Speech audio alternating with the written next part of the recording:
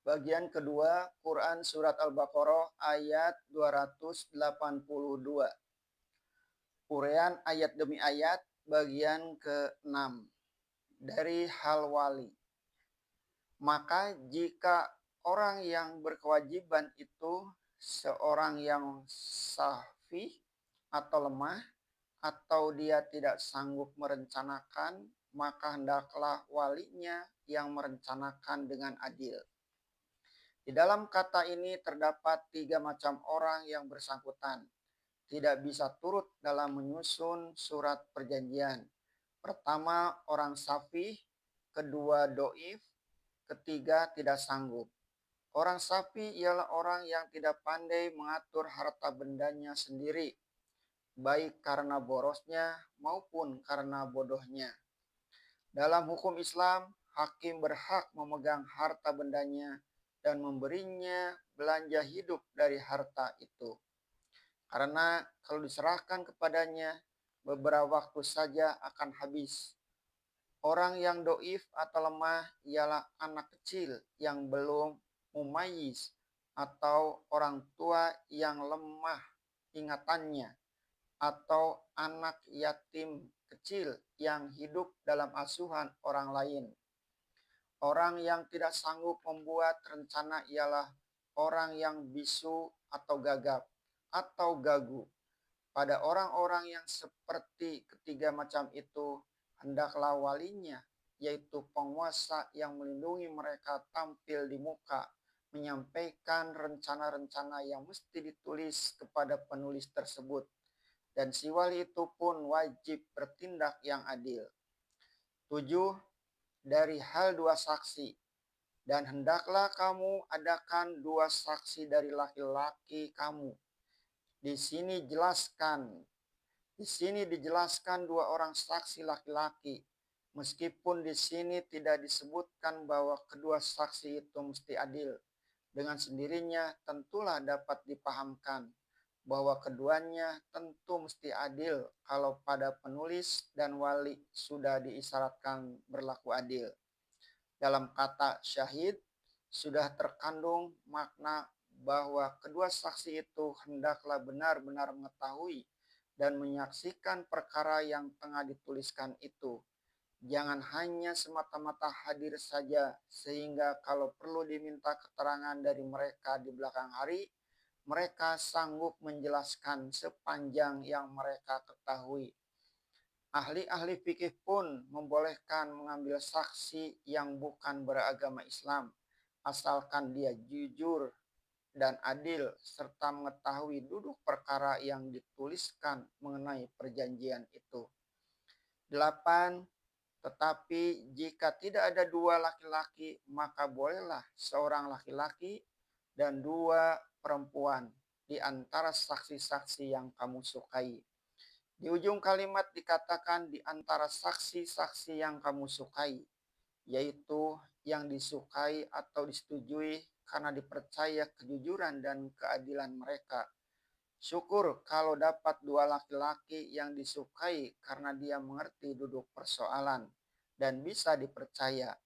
Akan tetapi meskipun banyak laki-laki padahal mereka tidak disukai, bolehlah diminta menjadi saksi dua orang perempuan yang disukai sebagai ganti dari seorang laki-laki, ialah supaya jika seorang di antara kedua perempuan itu keliru, supaya diperingatkanlah oleh yang seorang lagi.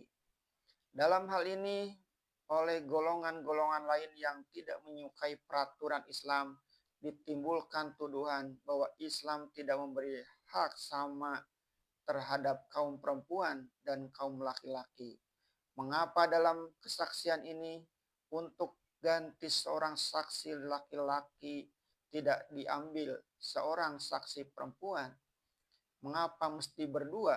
Padahal soal ini bukanlah perkara hak yang tidak sama, melainkan perkara pengetahuan tentang perkara yang dihadapi ini tidaklah sama di antara laki-laki dan perempuan. Sebab urusan-urusan utang piutang, pagang gadai, rungguhan dan agunan kontrak sewa-menyewa, dan sebagainya pada umumnya lebih jelas oleh orang laki-laki daripada oleh orang perempuan. Sebab hal itu telah mereka hadapi tiap hari. Akan tetapi urusan yang halus-halus dalam urusan masakan, urusan penyelenggaraan rumah tangga, lebih teliti, lebih berpengetahuan orang perempuan daripada orang laki-laki. Oleh sebab itu, kalau mereka terpaksa diambil menjadi saksi di dalam perkara begini, lebih baik berdua supaya yang satu dapat mengingatkan yang lain dalam perkara yang dia kurang begitu jelas. Adapun dalam mempertahankan kehormatan dan kemuliaan diri, samalah hak perempuan dengan laki-laki, yaitu kalau suaminya menuduhnya berzina, qazaf, si suami wajib bersumpah lian 4 kali. Sedangkan yang kelima bersedia dilaknat Allah kalau ia bohong bahwa istrinya memang berzina. Dan si perempuan jadi bebas dari yang dituduhkan suaminya itu sampai 4 kali pula. Sedangkan yang kelimanya bersedia menerima murka Allah kalau dia bohong dan suaminya itulah yang benar. Orang yang mengorek-orek itu terpaksa diam mulutnya kalau hal ini kita kemukakan. Padahal dia tidak dapat mengemukakan mana jaminan yang jauh lebih bagus daripada jaminan Islam itu kepada kaum perempuan di dalam agama yang mereka peluk. 9. Dan janganlah enggan saksi-saksi apabila mereka diundang, yaitu jadi saksi. Maka apabila saksi itu diperlukan, terutama dalam permulaan mengikat janji dan membuat surat, janganlah hendaknya mereka enggan. Malahan dia termasuk amalan yang baik, yaitu turut memperlancar perjanjian antara dua orang sesama Islam. Dia boleh hanya enggan kalau menurut pengetahuannya ada lagi orang lain yang lebih tahu duduk soal daripada dirinya sendiri. Adapun kalau di kemudian hari terjadi kekacauan, padahal umumnya sudah turut tertulis menjadi saksi, sedang dia tidak berhalangan buat datang, tentu salahnya dia sendiri. 10. Dan janganlah kamu jemu menuliskannya, kecil ataupun besar, buat dipenuhi pada masanya. Karena sebagaimana kita katakan di atas tadi, kerap kali hal yang pada mulanya disangka kecil, kemudian hari ternyata syukur dia telah tertulis karena dia termasuk soal yang besar dalam rangkaian perjanjian itu. Yang demikian itulah yang lebih adil di sisi Allah dan lebih teguh untuk kesaksian dan yang lebih dekat untuk tidak ada keraguan-raguan.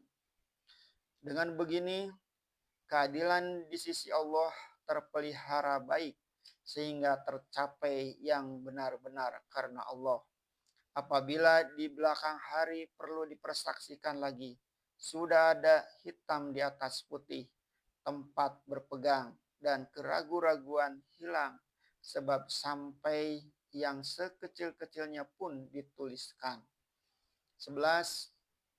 Penjualan tunai tak perlu ditulis, kecuali perdagangan tunai yang kamu adakan di antara kamu, maka tidaklah mengapa tidak kamu tuliskan. Sebab sudah timbang terima berhadapan, maka jika tidak dituliskan pun tidak apa-apa.